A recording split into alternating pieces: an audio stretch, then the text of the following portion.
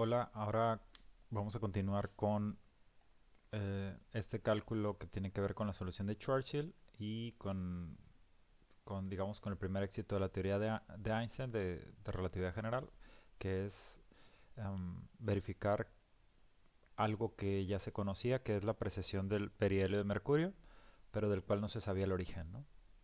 Básicamente, lo que hicimos la vez pasada es, comenzando de la forma que obtuvimos para la métrica de Churchill, calculando ya específicamente cuáles son los símbolos de Christoffel o los componentes de la conexión.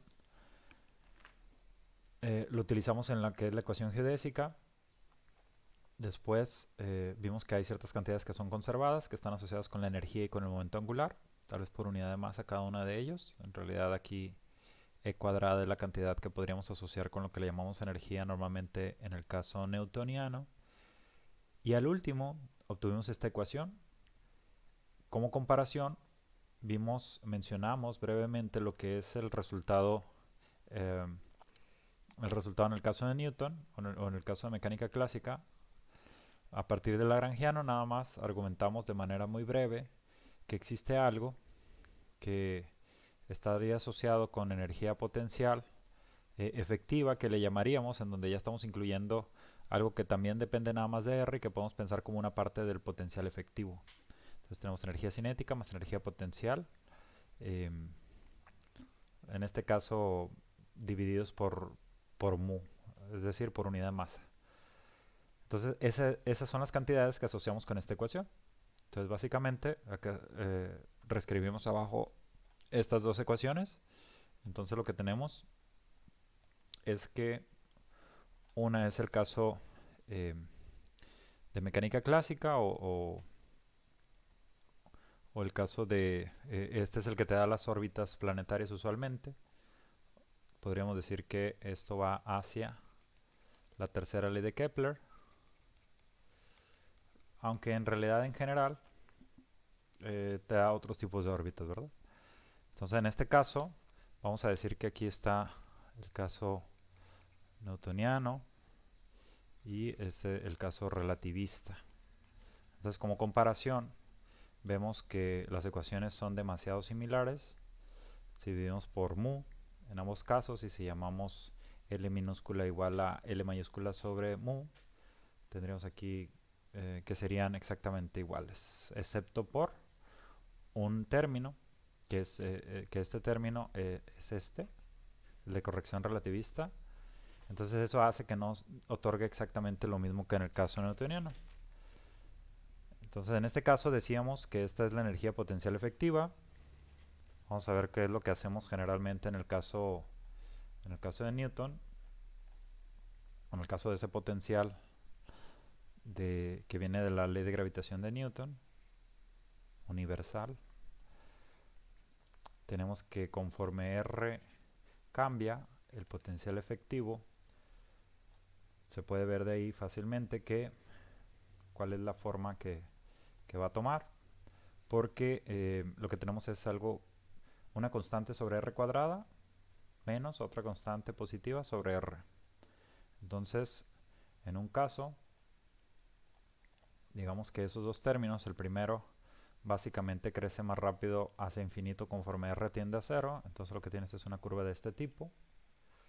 Y el otro término, que es 1 sobre R, viene más lento, digamos, al principio, y también asintóticamente hacia la derecha va más lento. De tal forma que, que inicialmente, conforme R está más cercano a cero, gana la gráfica de arriba en esa suma. Y entonces el resultado es que originalmente se parece mucho a esa curva, después baja y eventualmente, vamos a exagerarlo un poquito más, pero estamos con un comportamiento cualitativo a fin de cuentas, ¿no? Entonces esto se va a parecer eventualmente cada vez más a 1 sobre R porque este también decae más rápido por la forma de 1 sobre R cuadrado, ¿no? Es más, asintóticamente se acerca más rápido a, a estas dos asíntotas. Entonces básicamente el tipo de análisis que se hace en ese caso, las órbitas resultantes, ya sabemos, por ejemplo, que para energías, ya después de eso, nada más decimos energías menores que cero, por ejemplo, tienen lo que le llamas órbitas ligadas y pueden ser dos casos. En particular, si la energía es justamente este valor, como lo que tenemos es que r punto cuadrado siempre es positivo, entonces lo que tenemos es que el potencial efectivo siempre va a ser menor o igual que E. Entonces, como no puede moverse ya más, básicamente, en este caso tenemos circunferencias. ¿Por qué? Porque R no puede cambiar. Y cuando R no puede cambiar, tenemos R fijo y R punto es igual a 0. Y tenemos que E es justamente igual al potencial efectivo. Ese es un caso de órbita ligada. El otro caso es el que conocemos como elipses, algo como esto, en el que tengas, digamos que este es el primer caso que estamos mencionando, o si la energía estuviera en esta situación, entonces lo que tienes es que una partícula se va a poder mover entre un potencial entre un R mínimo y un R máximo, y eso lo conocemos como elipses, ¿verdad? Entonces, los dos casos de órbita ligadas, en este caso tienes una posibilidad que E sea exactamente igual al potencial efectivo todo el tiempo. Esto es lo mismo que decir que R punto igual a 0 y tenemos circunferencias. El otro caso es todos los demás. Entre ese valor y E igual a 0, lo que tenemos es, en general, que tenemos elipses, en el que va a estar cambiando entre un R mínimo y un R máximo. En el caso E igual a 0, no tenemos órbita ligada, sino justamente es la transición en el que la elipse, digamos, se va acercando cada vez más a lo que le llamamos un caso degenerado, hasta que se vuelve una parábola. Entonces, en este caso es parábola. Y por otro lado, ya por último, cuando tenemos una energía, digamos que aquí es lo que podríamos llamar E3, una energía positiva, entonces claramente lo que tenemos es que como la energía potencial tiene que estar por debajo, por lo que dijimos de que R punto cuadrado es positivo, entonces básicamente lo que tenemos es que algo se puede acercar hasta cierto radio mínimo, pero siempre se va a regresar y ya se va hacia infinito. Tal es el caso, por ejemplo, de hace algunos años, y hace poco también han salido noticias del asteroide Oumuamua, si no recuerdo mal el nombre, si lo quieren googlear. Es el primer caso registrado, no recuerdo si se detectó en 2017, 2018 por ahí. Y es el primer caso registrado de algo que se reconoce que tiene una órbita tipo, eh, tipo de lo que estamos hablando, ¿no? Que es hiperbólica. Entonces la trayectoria de esto es una hipérbola. Estamos con el caso newtoniano, ¿recuerdan? Entonces lo que estamos diciendo es, obviamente, la hipérbola tiene dos formas en que puede abrir, pero estamos diciendo que ese tipo de objeto hace esto. La otra parte es irrelevante porque no es una solución física, pero la trayectoria hiperbólica, pues, eh, ya se da después de que se hizo tal vez este mínimo de energía, ¿no? Hacia arriba. Entonces, cualitativamente, estos son lo mismo, estos dos tipos de órbita, circular y elipse, desde el punto de vista de que son órbitas ligadas, y las órbitas no ligadas son parábola e hipérbola. Como sabemos también, siempre son sospechosos los cero, entonces sería muy difícil que tuviéramos alguna órbita que fuera totalmente circular o alguna órbita totalmente parabólica, porque serían inestables, ¿no? Si le tomas tantita energía, puedes convertirla pasar de parábola sea a hipérbola o sea a elipse, por ejemplo, o si le agregas o le quitas energía, y en el caso de la órbita circular, basta con agregarle un poco de energía para poder obtener una elipse, por ejemplo. Entonces,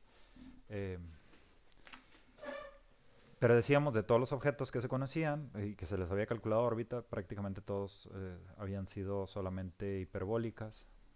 Y en este caso, tanto este objeto como otro que no recuerdo el nombre, creo que tiene algún nombre ruso, también se detectó otro segundo objeto, ¿no?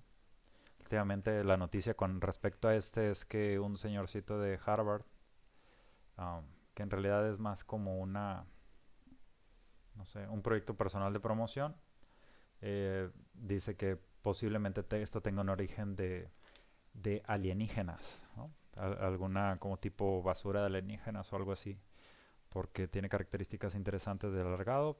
Sin embargo, la mayoría de las personas pensamos que son locuras eso.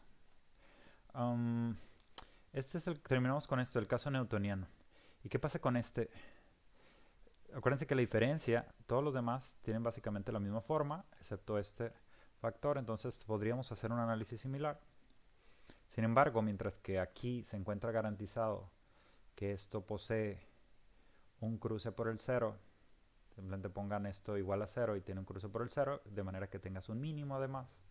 Puedes demostrarlo derivando el potencial efectivo con respecto a R igualando a cero. En este caso, eh, podemos hacer algo totalmente análogo y vamos a ver que el término relativista cambia un poco las cosas. Por ejemplo, aquí el potencial efectivo es todo lo que no incluya R punto cuadrado en el lado izquierdo de esa igualdad. Entonces lo que tenemos es que con respecto a R, aquí dependería de los valores específicos de L y de M, en cómo cambiaría cualitativamente la curva. Pero haciendo, digamos, un caso que sí podemos pensar como bastante general, pero que no es necesariamente la forma, lo que tendríamos es que ahora lo que tienes, al igualar esto a 0 y multiplicar todo por R cúbica, entonces lo que vas a tener es un término constante, otro que tenga R, otro que tenga R cuadrada, de tal manera que pueda contener dos cruces por el 0, a diferencia de este que está aquí, si le tomo un cruce por el 0. Y por otro lado, lo que sí está garantizado es que este término se va más rápido hacia las asíntotas, porque es el que decae como 1 entre R cúbica. Entonces viene, y como es negativo, esa curva toma la forma de irse rápidamente hacia las asíntotas. Eso es lo que podemos decir de este. Y ya la mezcla de estos términos lo que te otorga es que, como este es positivo, digamos que ya tomamos en cuenta este, ahora tomando en cuenta este, lo que tenemos es algo así, algo que viene tal vez ligeramente, digo, que va a ir más lento, pero y este de acá podríamos pensar también que sucede algo similar, entonces eso no garantiza eh, pues la existencia, se puede difuminar uno el máximo posible que existe. Decíamos que esto va a tener tal vez dos cruces por el cero, entonces la forma, lo voy a tomar como la forma general, pero excepto que nada más tómenlo con un poco de pincitas ahí. La forma que otorgaría sería que se acerca mucho al R cúbica, después tienes un posible máximo y después esto se acerca de manera similar a lo que teníamos del caso newtoniano, porque este término deja de ser relevante y el potencial efectivo se parece a las cosas que teníamos en el caso newtoniano. Entonces, eh, decíamos algo como esto, lo estoy dibujando así muy... Entonces sí que puedes tener cosas muy similares, pero lo que va a suceder, aquí también podemos observar que existen distintos tipos de trayectoria. Lo que quiere decir es que por debajo de cierto valor,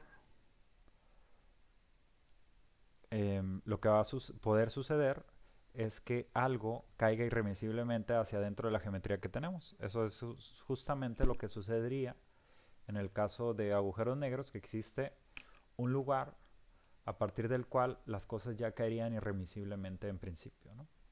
Si es que no les agregas energía. Eso es distinto a la idea de horizonte de eventos, pero lo vamos a analizar en su momento. Entonces lo que tienes es una posible órbita circular aquí, otra posible órbita circular aquí, si la energía fuera exactamente aquí. Pero como sabemos por el análisis de energías, si nosotros hacemos un pequeño desplazamiento hacia la derecha, aquí la fuerza es tal que no te jala, sino que te empuja hacia afuera. Es decir, aquí existe una órbita circular inestable.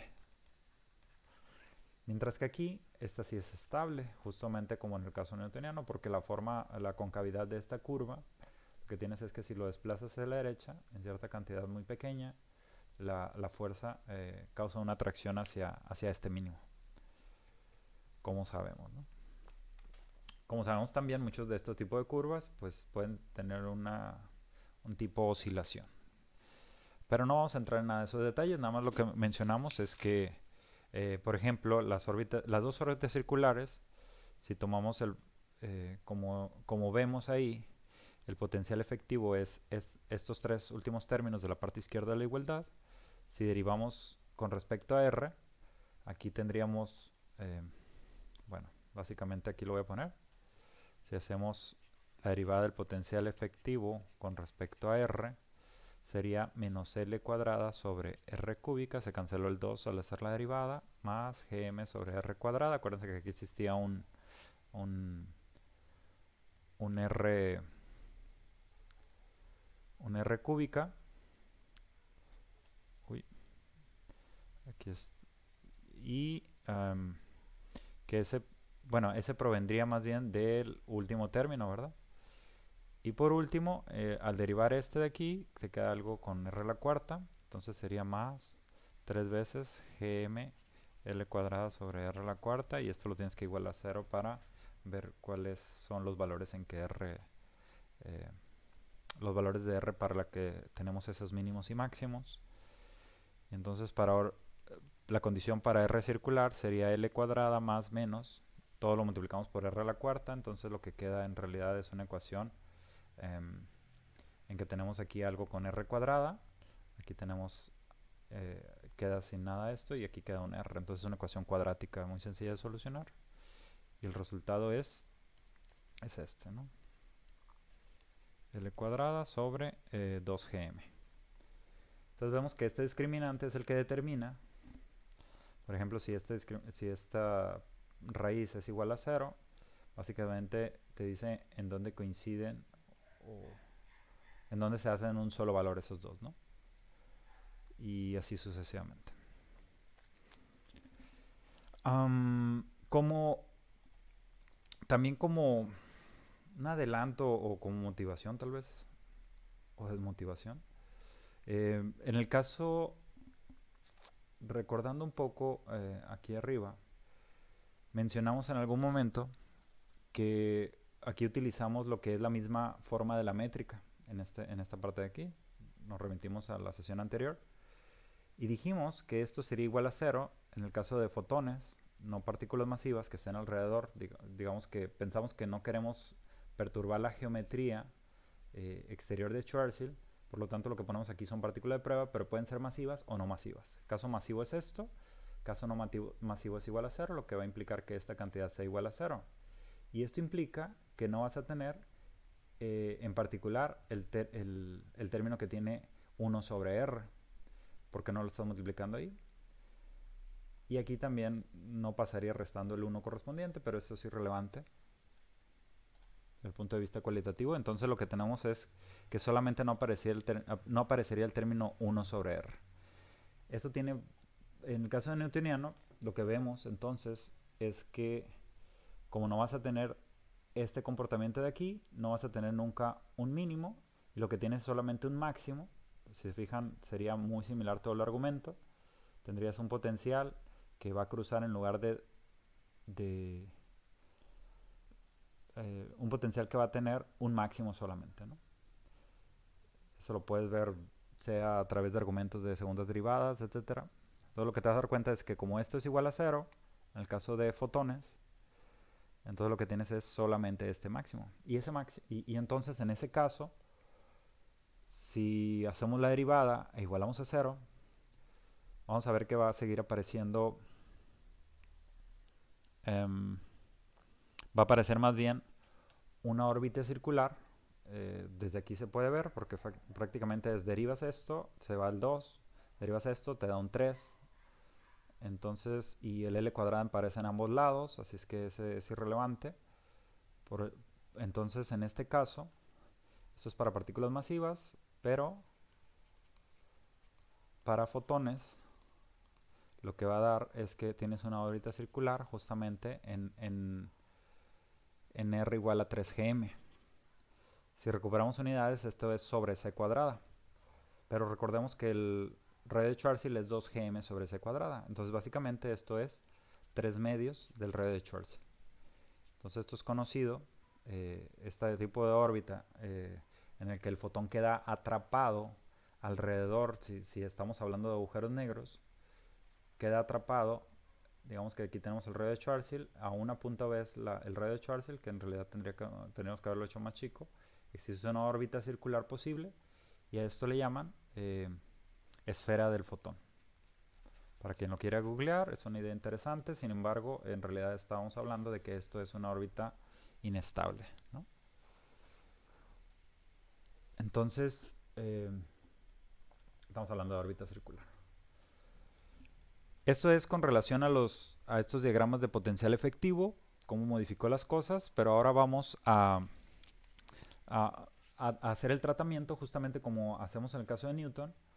Lo que se hace aquí es partir de esta ecuación, en el caso de Newton, partir de esta ecuación en rojo. Vamos a partir de aquí para obtener cómo son los tipos de órbita, ¿no? En el caso de Newton es muy sencillo. En este caso tampoco es, como es solo un término de diferencia, tampoco es algo que no se pueda realizar. Y entonces vamos partiendo de esta ecuación.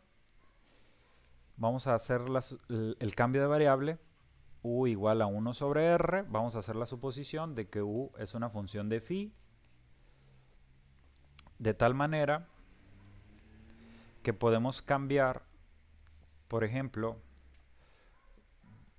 voy a mencionarlo aquí de este lado, vamos a poner u igual a 1 sobre r, vamos a suponer que u es una función de phi, así como podemos suponer r como función de phi en las órbitas también. Entonces lo que vamos a tener es que por regla de la cadena esto va a ser du con respecto a r por dr con respecto a phi, y por la forma que supusimos esto es menos 1 sobre r cuadrada por dr en d phi. Pero por otro lado sabemos también que r punto, que es derivada de r con respecto a tau, el tiempo propio, es de r con respecto a phi, si estamos suponiendo r que dependa nada más de phi ya en las soluciones, por phi punto. Eso es simple regla de la cadena también, pero ahora en términos de es para r punto. Y de r con respecto a phi, esto ya lo obtuvimos en el caso hace tiempo, ya dijimos, o la vez pasada, que L era igual a phi punto por r cuadrada seno cuadrado de teta, el cual hicimos igual a 1, pensando que teta es igual a pi sobre 2. Entonces, esto es que phi punto es igual a L sobre r cuadrada. Entonces podemos expresar esto como L sobre r cuadrada de r con respecto a phi. Y ya aquí podemos hacer la asociación de que a qué es igual este de r con respecto a phi. Entonces básicamente esto es menos L de u en d phi. ¿Por qué razón? Porque necesitamos sustituir en r punto una derivada, y al hacer una segunda derivada, bueno, al hacer r punto cuadrado, entonces básicamente necesitamos solamente eso. Al hacer r punto cuadrado es el cuadrado de esta cantidad. Y más bien no nos vamos a fijar en esta ecuación. Nos vamos a fijar directamente en... O no, vaya, sí vamos a fijarnos en esta ecuación, disculpen. Es decir, esta ecuación vamos a sustituir r punto cuadrado, vamos a hacer la sustitución de 1 sobre u, o que r es igual a 1 sobre u. Básicamente aquí queda u cuadrada, aquí queda u cúbica, aquí queda u. Y aquí ya podemos sustituir lo que dijimos. Entonces, es decir, lo que estamos viendo es que esa ecuación, con la prescripción que acabamos de obtener para r punto, que sería, que debe quedar en algún lugar, aquí está.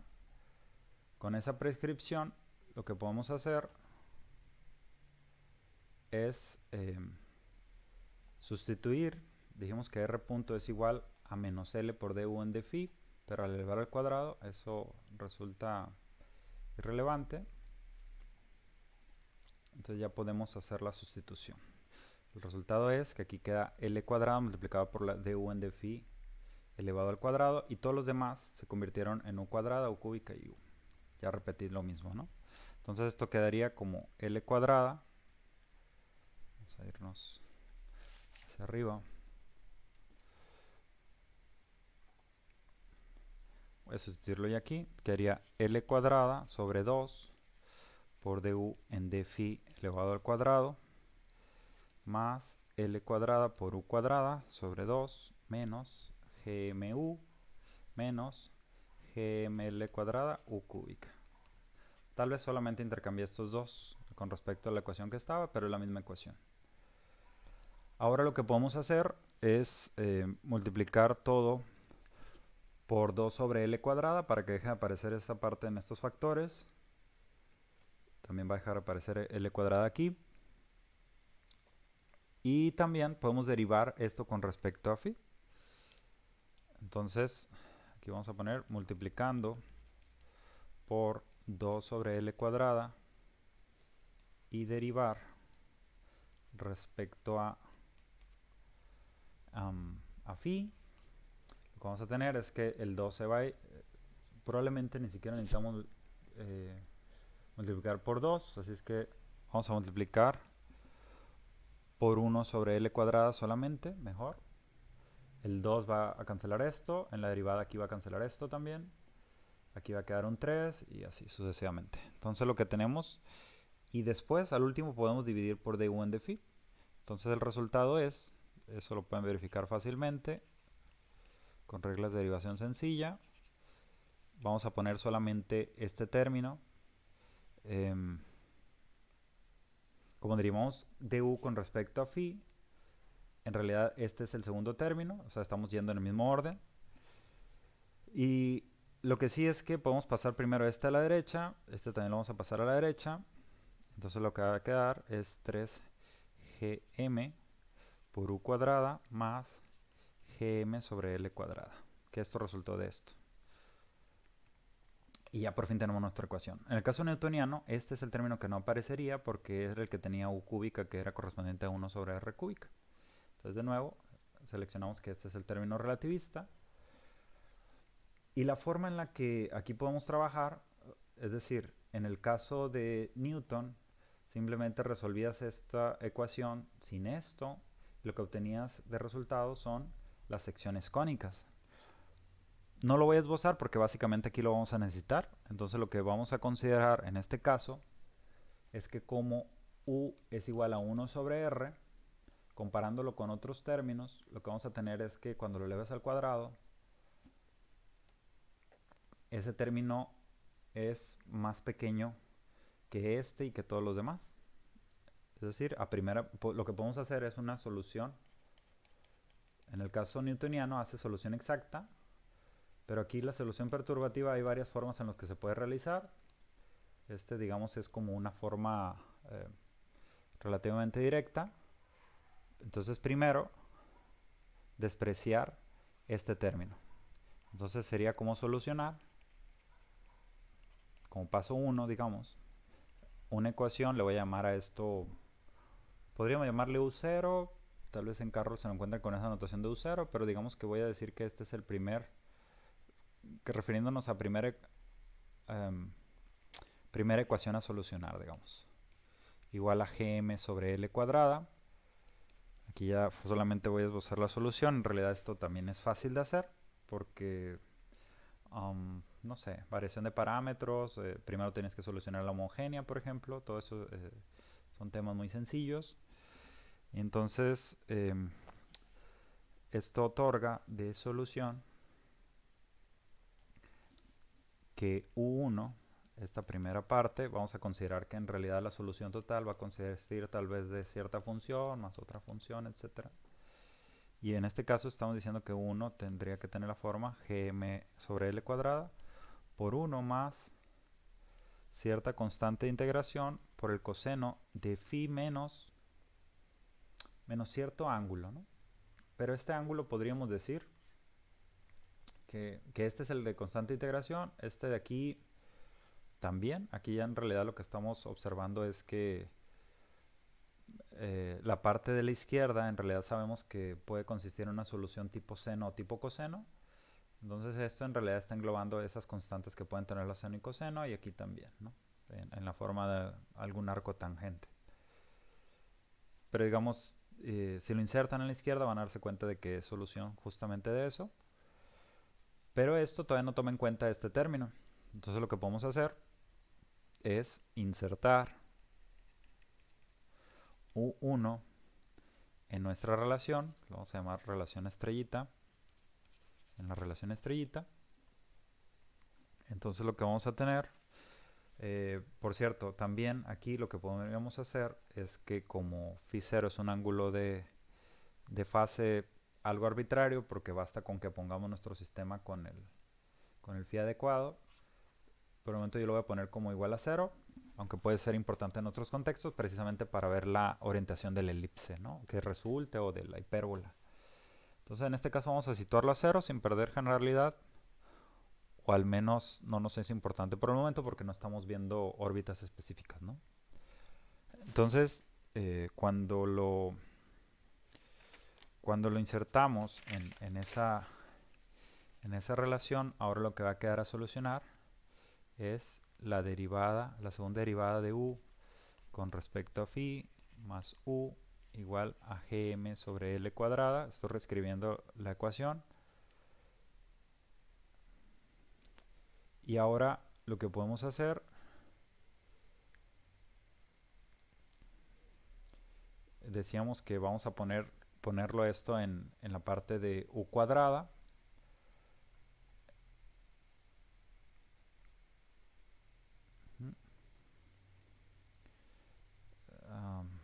Aquí nada más no estoy muy seguro de haber confundido algo.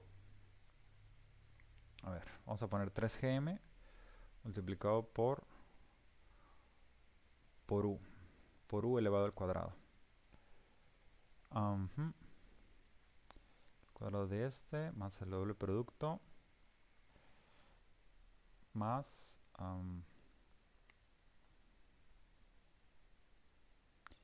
gml cuadrada. Tal vez aquí esté faltándole un factor, pero en realidad lo que estamos haciendo, o bueno, más bien lo que vemos es que esta parte ya está englobado, ya otorga esto a la derecha, pues cuando lo sustituíamos. Así es que podemos dejarlo como un solo término. Y los otros dos que resultan de ese cuadrado son precisamente esto, ¿no? Ahí háganlo por su cuenta y pueden verificar si están bien los factores. Por ahí por el coseno de phi más 3 veces gm al cubo sobre l a la cuarta por e cuadrada por el coseno cuadrado de phi. Es decir, cuando elevamos esta cantidad al cuadrado,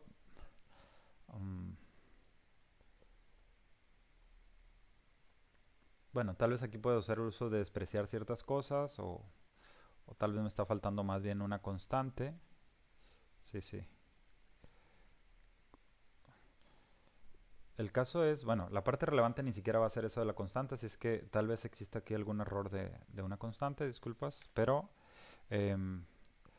cuando hace la aproximación de utilizar que el coseno, bueno, no la aproximación, sino la identidad trigonométrica que aparece aquí, entonces lo que vemos es que esta ecuación se va a poder reescribir. Tengo un poco de duda con respecto a aquí a lo de las constantes, pero puede ser que sea irrelevante, porque de hecho ni siquiera nos enfocamos en eso, ¿no? O sea, lo que nos va a interesar es cuál es la corrección. Por cierto, en este caso, cuando hicimos esta solución, esto ya es justamente la solución de una cónica, porque esto es igual a 1 sobre r, y este parámetro se conoce como el parámetro de excentricidad, y para distintos valores, esto sería regresarnos un poco a lo que estuvimos hablando antes, de los valores que dijimos. Para el caso newtoniano, lo que tendríamos es que estos estarían asociados con estos valores posibles de energía, ¿no? Entonces, para parábola, en este caso, por ejemplo, E minúscula, que es la excentricidad, sería igual a 1. Para una circunferencia, E sería igual a 0. Entre 0 y 1 tienes elipses. Y en la hipérbola tienes E mayor que 1. Esa es la asociación entre esas cosas, ¿no? Entonces lo que decíamos que nos quedaríamos con esto en nuestra ecuación, excepto que tal vez aquí exista algún pequeño error en las constantes, pero esa parte no la vamos a tomar en cuenta de hecho. Porque lo que nos interesa es en qué difiere con la solución usual a cierto orden, ¿no? Entonces esto sería por 1 más coseno de 2phi, donde ya tomamos en cuenta la relación trigonométrica que mencionamos antes. Quedó una relación muy larga, pero aquí ya hacemos un argumento físico, o totalmente físico, en que mencionamos que por cierta razón, en el sistema solar al menos, prácticamente los 8 planetas tienen una excentricidad muy baja. Acabamos de decir que E igual a 0 corresponde a una circunferencia. Y entonces, por ejemplo, para el caso de Mercurio, lo voy a mencionar aquí, tiene una excentricidad aproximada de 0.206 o 0.205 y algo. En el caso de la Tierra,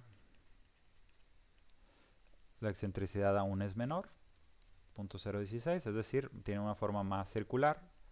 Júpiter, por ejemplo, también tiene una excentricidad de 0.048, de tal forma que los cuadrados estos, e cuadrada, se vuelve una cantidad más pequeña aún. Si bien en este caso no es tan drástico, aún así se está acercando a 0.04, y el conjunto de todo esto hace que vamos a despreciar como primera aproximación. Entonces le hacemos cara de desprecio, vamos a hacer ese dibujo de cara de desprecio, pero bueno, básicamente yo acostumbro a hacerlo así. Vámonos. Y nos quedamos con esa parte de la ecuación. Es decir, ahora tomamos en cuenta lo único que nos interesa de hecho, esto es una parte de constante, ese es el mismo tipo de solución que ya vimos, que tiene que ver con excentricidad. Entonces básicamente nos interesaría más bien la solución, eh, esto extra que aparece aquí. Claramente esto va a tener términos que sean oscilatorios, y aquí ya solamente lo voy a anotar que es el tipo de solución que tienes. O sea, básicamente en lo que nos tendríamos que enfocar es en solucionar para esta parte. Digamos que esto lo podemos englobar en toda la constante del U1. Entonces nos vamos a enfocar en solucionar la ecuación de U2 con respecto a phi más U2, porque dijimos que corresponde a 1 más U2, y el primer término ya lo obtuvimos, la parte de la constante. Entonces solamente nos enfocamos en 6, probablemente aquí también era el cubo, ¿verdad? Ajá, aquí falta un cubo. Entonces aquí sería solucionar para 6gm al cubo sobre L a la cuarta por la excentricidad por el coseno de phi. La solución para este tampoco es difícil de lograr. Ahí si ustedes recuerdan temas como de Gronskianos, etcétera, etcétera. El caso es que la solución total U sería igual a gm sobre L cuadrada, al menos hasta este orden que estamos manejando, multiplicado por 1 más E por el coseno de phi, es decir, la parte con la que ya habíamos comenzado con el U1, de hecho, que incluía esa parte de la constante, más 3gm elevado al cuadrado sobre L cuadrada por, aquí me falta, por la excentricidad, por el mismo phi, por el seno del ángulo. Si ustedes insertan esto en la solución, eh, al menos en la parte que incluye la constante, van a darse cuenta de que esto lo soluciona.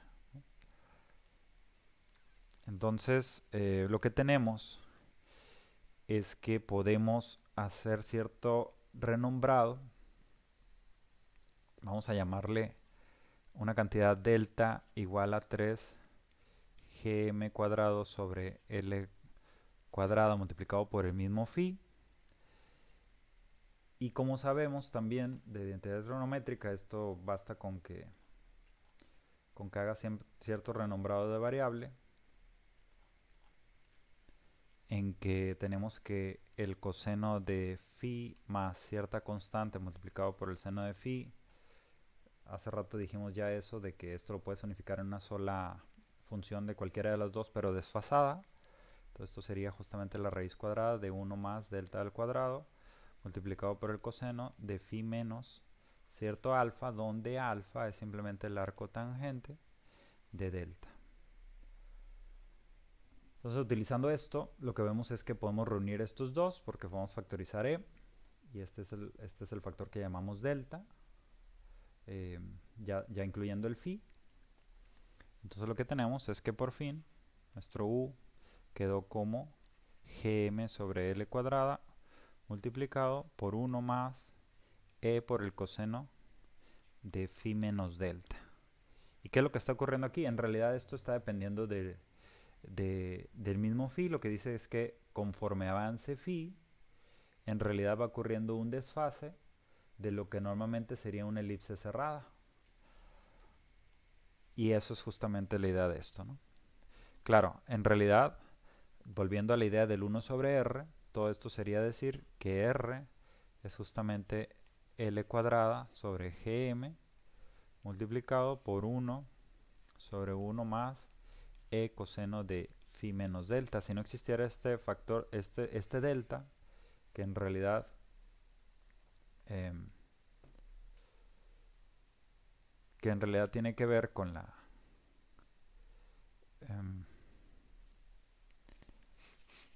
aquí tal vez también hubo un renombrado de excentricidad o algo así, pero conforme va cambiando phi, esta cantidad también va cambiando. Lo que quiere decir es que a eso es lo que conocemos como la precesión del perihelio de mercurio.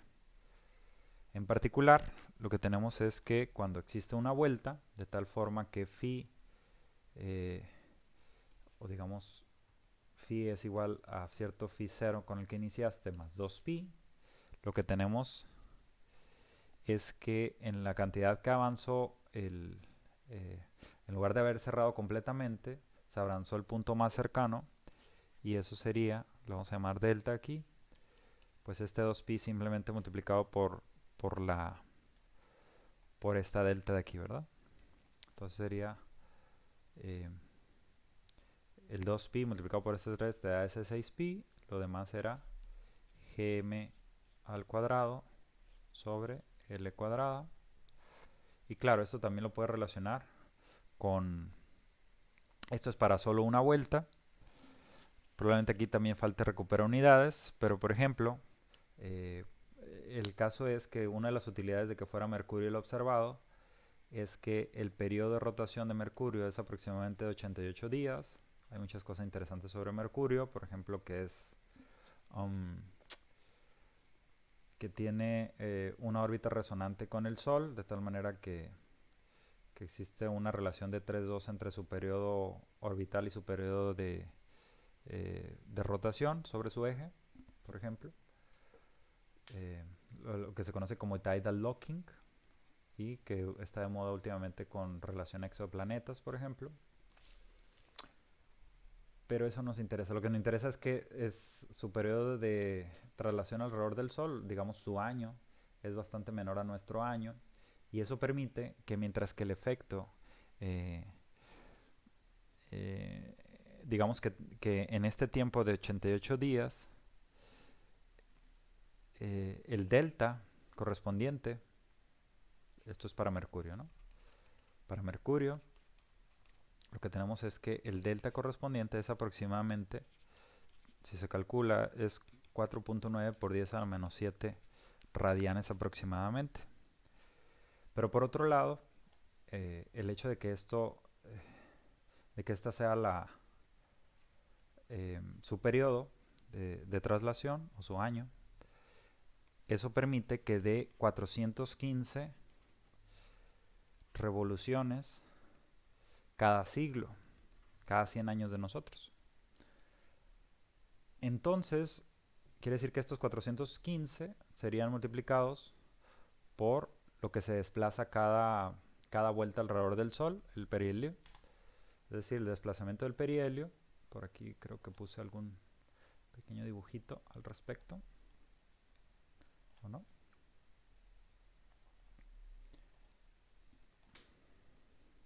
Vamos a ponerlo aquí. Bueno, se acaba de trabar un poco, pero con paciencia muchas cosas son posibles. Entonces vamos a ponerlo por aquí en algún lugar. Esta es la idea del corrimiento del perihelio. Lo que te está diciendo este tipo de relaciones que obtuvimos es que conforme avanza phi, también este delta va cambiando. Lo que está diciendo es que no cierra la órbita por completo. Entonces el punto más cercano al Sol, que conocemos como el perihelio, se va moviendo conforme va pasando el tiempo. En un siglo, decíamos, como vamos a tener 415 veces esta cantidad, el delta en un siglo va a ser aproximadamente 2.04 por 10 a la menos 4 radianes, ya poniendo números. Y esto es aproximadamente igual a 42 arcosegundos. Lo que quiere decir es que de un grado, un segundo es 1 sobre 3601 grado. Entonces 42 sobre 3600 de grado. Que puede parecer una cantidad pequeña, que digamos lo es. Aunque si lo piensan, un minuto en realidad corresponde, que sería solo una comilla, corresponde a, a una sesentava parte de un grado. En realidad sigue siendo bastante pequeño. Eh, pero, pero sí estaba dentro de las capacidades astronómicas ya desde hacía mucho tiempo. De hecho, eh, lo que en realidad se había observado era que el periodo de Mercurio precesa, pero hay muchas razones por las cuales precesa. No solamente por esto, el que no cierran las elipses también tiene que ver, en realidad, no recuerdo el número preciso, pero era algo así como, el pronóstico era, no recuerdo si 5500 arcos segundos o 5600 por ahí. Y había una diferencia precisamente más o menos de 43 segundos de arco que no explicaban porque hay varios fenómenos que causan la precesión del perihelio de Mercurio. Uno de ellos puede ser efectos de Júpiter. Júpiter, recuerden, es el planeta más masivo, aunque esté muy lejos, aunque esté a unas 5 unidades astronómicas, sigue siendo pues una de las cosas que puede afectar a los demás planetas. También la Tierra afecta a la órbita de Mercurio. También el mismo Sol, en la forma de que no es totalmente esférico. Pero ya tomando todo eso en cuenta, era algo del orden de 5000 y algo arcosegundos cada siglo, que sí se había observado, pero había una diferencia entre la predicción teórica de Newton de solamente 42 o 43. Entonces en realidad eso ya se conocía cuando Einstein, mediante método de aproximación y ni siquiera utilizando la relación de Churchill, llegó a la conclusión de que existía esta predicción. En realidad a eso se le llama una retrodicción porque eso ya se sabía. Y de hecho una de las explicaciones posibles que habían puesto, teniendo confianza en la teoría de Newton, es: existe un planeta extra que estuviera muy cercano al Sol, pero las explicaciones eran muy raras, ¿no? En primer lugar, no se observaba. Entonces, tenían algunas explicaciones de que era un planeta que iba siguiendo, eh, que su órbita era de tal forma que no lo podíamos ver, etcétera. A esto le llamaron Vulcano. Actualmente existen otras ideas de planetas, ¿no? El planeta 9 le llaman, que tiene que ver con que hay unas perturbaciones que parece haber cierta alineación en unas órbitas de objetos transneptunianos, se le llama. Y entonces lo que hablas es que teniendo confianza en la teoría de Newton, y puesto que ahí ya no podrías invocar tanto a la teoría de Einstein por no ser necesario, la cuestión de las correcciones, pues se habla de que ahí podría haber un planeta que no hemos observado o que en su momento hubo algún planeta capturado o expulsado, ¿no? Entonces se anda con eso un poco, o sea, las ideas se reciclan de cuando en cuando. Y antes ya se había tenido éxito, por ejemplo, para determinar en la órbita o que existía Neptuno más bien, después de Urano. Urano fue un planeta que se observó por, digamos, por casualidad, si no recuerdo mal, por William Herschel. Y en cambio Neptuno sí fue predicho más o menos dónde debería estar por las perturbaciones a la órbita de Urano. Entonces de esta forma también, de manera similar, teniendo confianza en la teoría de Newton, pues se han propuesto cosas como Vulcano, cosas como la materia oscura. No estoy criticando la materia oscura, estoy diciendo que generalmente ha habido éxito pensando en que Newton estaba bien, pero en esto no había habido éxito. Entonces cuando Einstein eh, obtuvo esto, pues podemos pensar que sacó algunas lagrimitas de felicidad, porque en realidad esto le estaba indicando que su teoría parecía ir en el sentido correcto. Entonces cuando a él le hacen la pregunta, por allá en 1919, cuando se hace la confirmación de otro efecto, que este también se puede ver a través de la métrica de Schwarzschild, pero esto ya no lo vamos a hacer, simplemente vamos a mencionar ciertas cosas de aquí en adelante, de que los rayos de luz se deflectan en presencia de un campo gravitacional, de manera que la posición de las estrellas parezca estar en un distinto lugar al que estaban 6 meses antes, digamos. O sea, el esperado, digamos, vas a tener cierto ángulo. Y cuando sí se confirmó eso, entre comillas, porque parece haber habido un poquito de cuchareo de datos por parte de Sir Arthur Eddington, el mayor astrónomo en esa época, digamos, cuando dijeron que sí estaba en lo correcto Einstein, hasta cierto límite, le dijeron que hubiera pensado si no hubiera sido correcto eso. Entonces dijo algo como lo hubiera sentido por el Dear Lord, refiriéndose a algo semi-religioso, porque su teoría es demasiado bella como para ser incorrecta, ¿no? En particular, él ya había obtenido esto, pues, años antes. Entonces, con esto completamos la idea de Einstein sí se obtiene algo que no se obtiene por Newton. En la próxima vamos a estar explorando ya directamente aspectos sobre agujeros negros. En este caso, la próxima sesión ya no va a ser estar calculando y calculando como en este caso, lo cual, aunque se puede tornar aburrido, al menos les da herramientas de que por su cuenta puedan analizar distintos tipos de cosas. Además te recuerda cosas bonitas de física que son relativas a los potenciales efectivos, a cómo saber utilizar ese tipo de cosas.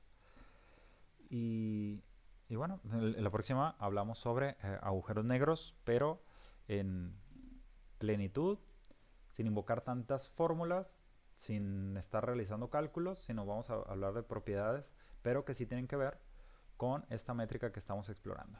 Sin embargo, el próximo ya le vamos a poner directamente agujeros negros al tema. Entonces, hasta la próxima.